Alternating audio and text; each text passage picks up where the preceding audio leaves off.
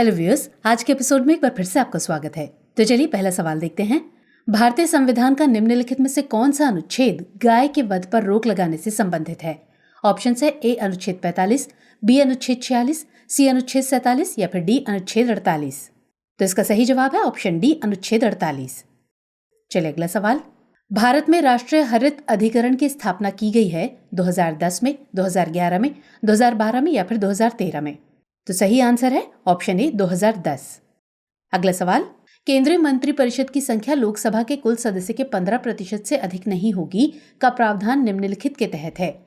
ए 89वां संवैधानिक संशोधन अधिनियम 2003, बी 91वां संवैधानिक संशोधन अधिनियम 2003, सी 86वां संवैधानिक संशोधन अधिनियम 2002 या फिर डी 74वां संवैधानिक संशोधन अधिनियम 1992।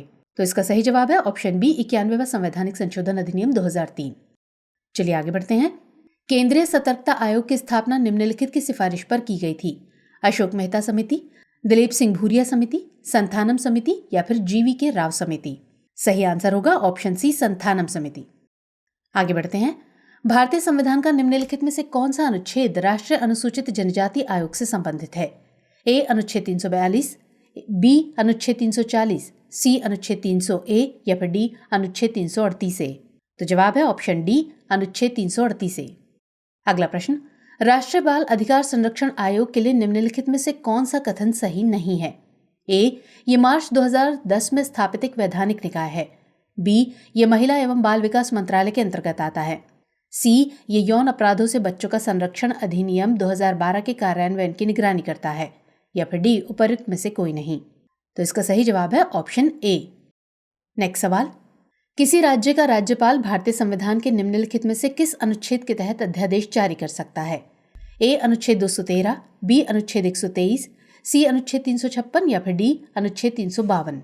आंसर है ऑप्शन ए अनुच्छेद 213।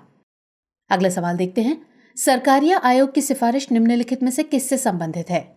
राष्ट्रपति की शक्तियां और कार्य से, राजस्व के वितरण से, केंद्र राज्य संबंध से या फिर संसद की सदस्यता से? तो इसका सही आंसर है ऑप्शन सी केंद्र राज्य संबंध। अगला और अंतिम प्रश्न। क्षेत्रीय परिषदों की अध्यक्षता की जाती है? ए प्रधानमंत्री द्वारा, बी गृह मंत्री द्वारा, सी राष्ट्रपति द्वारा या फिर डी मुख्यमंत्री द्वारा? तो इसका सही जवाब है ऑप्शन बी गृह मंत्री द्वारा। तो व्यूअर्स, आज के एपिसोड में इतना ही। हमारी ये पहल आपको कैसी लग रही है कमेंट सेक्शन में जरूर बताइएगा।